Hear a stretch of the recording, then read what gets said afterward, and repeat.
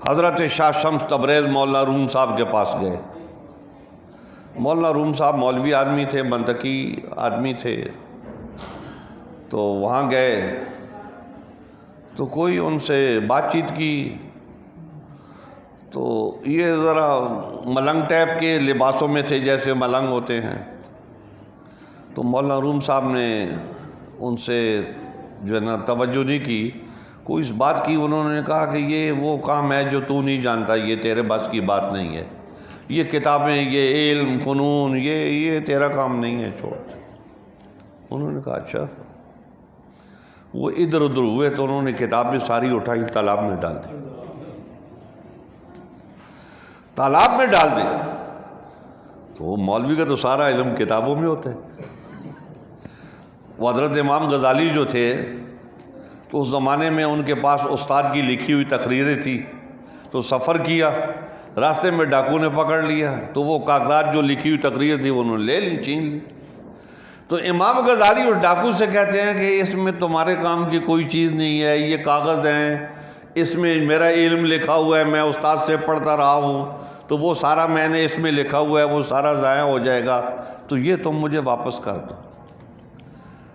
دیکھو ڈاکو تھا، لیکن بات بڑی زبردست کی اس نے امام غزالی سے کہا یہ 3 سال تک جو ادھر بیٹھا پڑھتا رہا ہے تو وہ سارے کا سارا تیرا ان کاغذوں میں رکھا ہوا ہے، ادھر دماغ میں نہیں ہے، تیرے دل میں نہیں ہے، وہ علم جو ہے سارا کاغذوں میں پڑا ہوا ہے، یہ تیرا علم ہے جو۔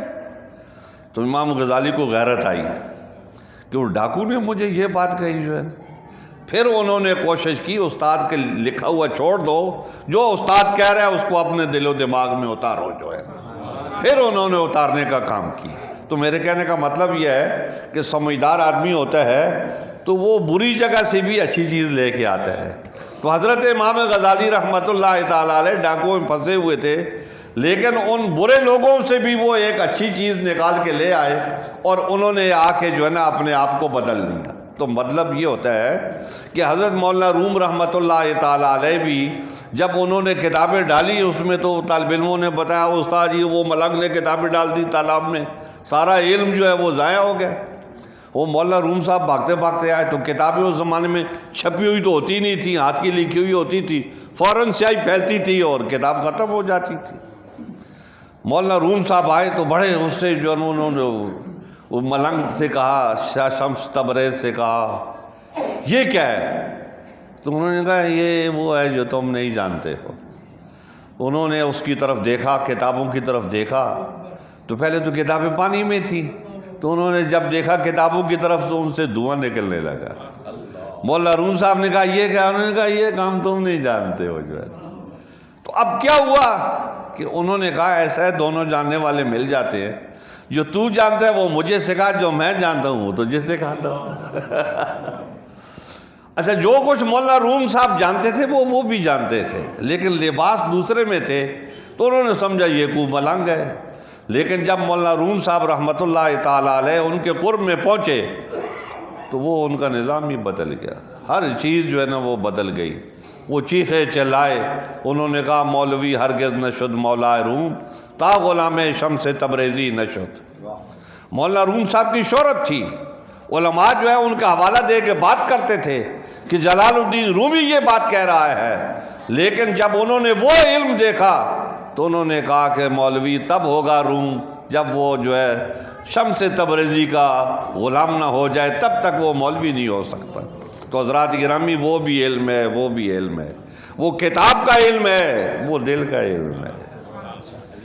لوگوں نے کتاب کو کتاب رکھا ہوا ہے، انہوں نے کتاب کو دل میں ڈالا ہوا ہے۔ لوگ مولوی کتاب کھول کے بتاتا ہے تو وہ صوفی جو ہوتا ہے وہ دل سے کتاب کھولتا ہے، وہ ادھر سے بتاتا ہے بات کو۔ تو میرے کہنے کا مطلب یہ ہے کہ یہ قرآن حکیم فرقان حمید کے لفظ اور معنی جو ہیں یہ دونوں ہیں، اور یہ انسان کے اندر ایسی تبدیلی کرتے ہیں کہ اللہ جل جلالہ فرماتا ہے لیکن اس تبدیلی کے لیے آپ کو بدلنا پڑے گا خود کو، جو ہے خود آپ جد و جہد کرو گے، اور خود جد و جہد کرو گے تو ساری چیزیں حاصل۔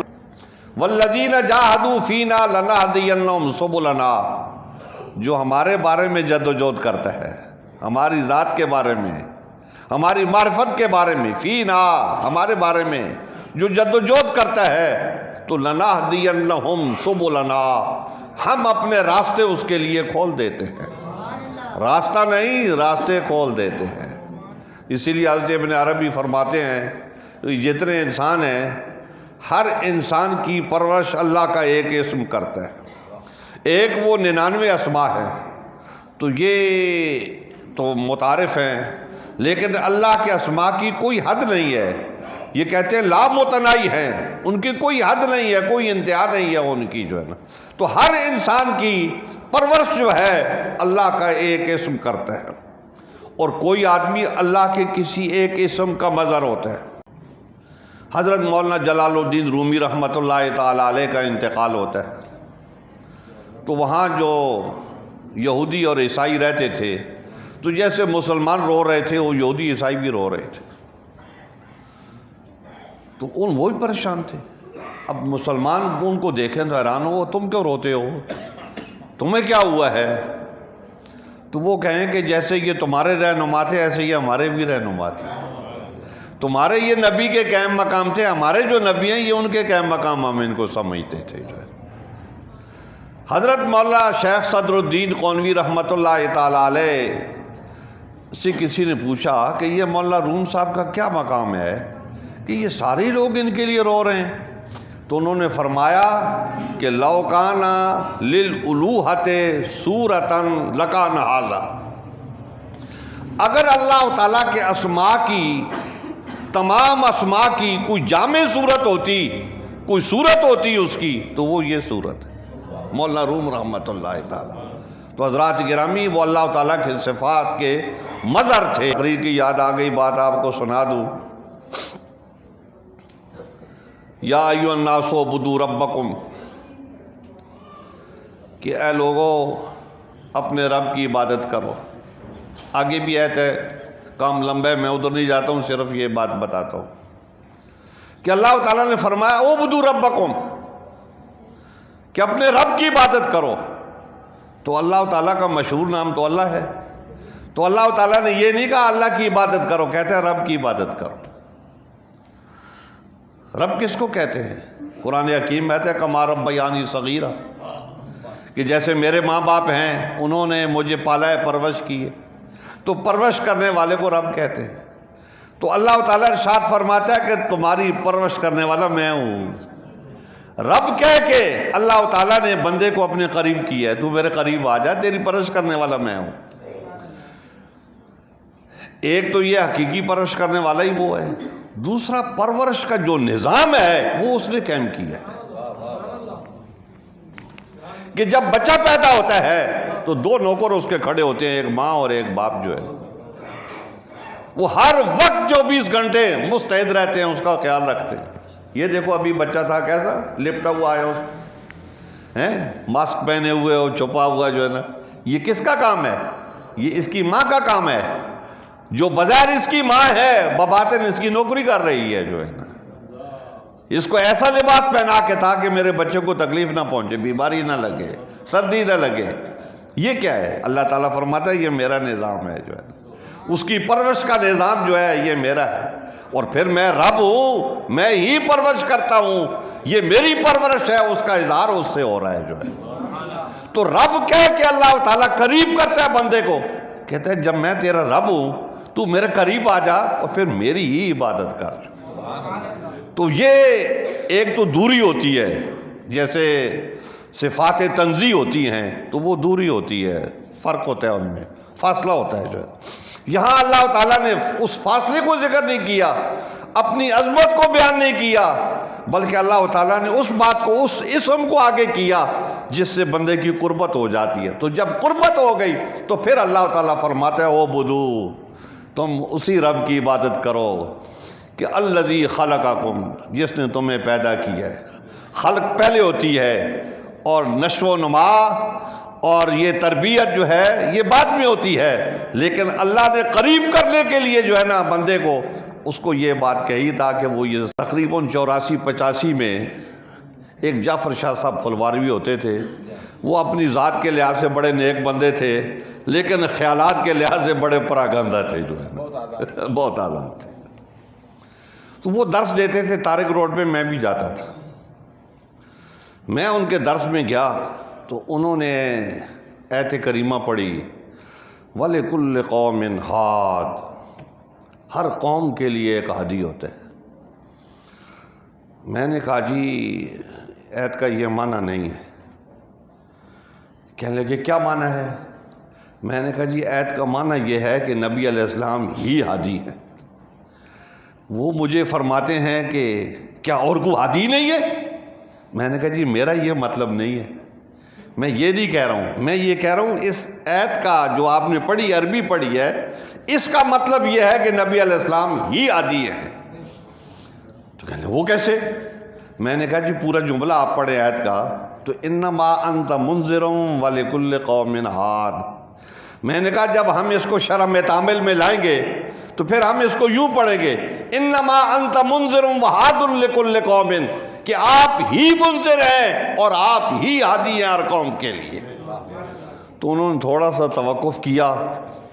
توقف کرنے کے بعد مجھے کہتے ہیں کہ آپ نے صحیح کہا. میں نے کہا چلو جی. جب درس ختم ہوا تو میں نے مجھ سے پوچھتے آپ کرتے کیا ہو؟ میں نے کہا جی سادہ سا آدمی ہوں، ایک مسجد ملی ہوئی ہے اس میں جاروب کشی کرتا رہتا ہوں. کہتے ہیں اے اللہ سارے جاروب کشوں کو ایسا کر دے جیسا یہ ہے. تو میرے کہنے کا مطلب یہ ہے کہ اللہ کی کتاب ہے اور ہدایت کا خزانہ ہے، اور جو جس وقت آتا ہے اس کے خزانے کھلے ہوئے ہیں. کوئی دن کو آئے، کوئی رات کو آئے، کوئی اس کو 1 سال دے دے، 2 سال دے دے، 3 سال دے دے، 4 سال دے دے، 5 سال دے دے، 6 سال دے دے، 7 سال دے دے، 8 سال دے دے. اسکول میں آپ میٹرک تب کرتے ہو کہ 10 سال لگاتے ہو، 8 سال اس کو دے دو تو اس زمین پر آپ سب سے بڑے ہو جاؤ گے. میٹرک کرنے کے بعد آپ کو کچھ نہیں ملے، نوکری ویسے ہی نہیں ملتی آج کل جو ہے، منشی کوئی نہیں رکھتا میٹرک والے کو جو ہے نا. اور اس سے کیا ہوگا؟ آپ اللہ کے نوکر ہو جاؤ گے. اور جو اللہ کا نوکر ہوتا ہے پھر وہ کسی کا نوکر نہیں ہوتا. جو اللہ کا ملازم ہوتا ہے پھر وہ کسی کا ملازم نہیں ہوتا. لیکن اگر آپ آ کے تو دیکھو، آپ مولوی صاحب کے سامنے بیٹھ کے تو دیکھو، قاری صاحب کے سامنے بیٹھ کے تو دیکھو، باہر سے آپ سنتے ہو، دور سے دیکھتے ہو، قریب آ کے دیکھو تو آپ کو پتہ چلے. اس سمندر کے اندر آپ آ جاؤ تو آپ کو پتہ چلے. غرق کے دریا ہو کے دیکھ تو پھر پتہ چلے جو ہے.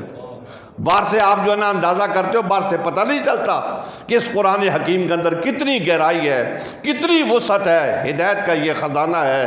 حضرات گرامی، اللہ جل جلالہ ہم سب لوگوں کو اس بات کی توفیق عطا فرمائے. ایک شہر میں ایک صوفی ایاز خان نیازی صاحب ہوتے تھے. ان کے پاس سید عقیل انجم صاحب بھی جاتے تھے، میں بھی جاتا تھا. کبھی دونوں وہاں جمع بھی ہو جاتے تھے. وہ ایک دن مجھ سے کہنے لگے آپ کی مسجد میں اذان ہوتی ہے؟ میں نے کہا جی بالکل ہوتی ہے. کہنے لگے اس کے ساتھ صلاۃ و سلام پڑھا جاتا ہے؟ میں نے کہا جی بالکل پڑھا جاتا ہے. تو کہتے ہیں وہ جو صلاۃ و سلام آپ کے مؤذن صاحب پڑھتے ہیں تو کہتے ہیں الصلاۃ والسلام علیک یا رسول اللہ، الصلاۃ والسلام علیک یا سید المرسلین. تو اگر وہ یوں کہہ دیں الصلاۃ والسلام علیک یا خاتم النبیین تو کیا حرج کی بات ہے؟ میں نے کہا جی کوئی حرج کی بات نہیں ہے. اس میں 2 کام ہو جائیں گے کہ نبی علیہ السلام کا ذکر بھی ہو جائے گا اور ختم نبوت کا بھی ذکر ہو جائے گا. تو کہتے ہیں آپ بول دینا اپنے مؤذن کو کسی دن جو ہے نا. تو میں نے کہا جی بالکل بول دیں گے. ہم نے بول دیا. تو ہماری مسجد میں اب یہی ہوتا ہے الصلاۃ والسلام علیک یا سید المرسلین یا خاتم النبیین.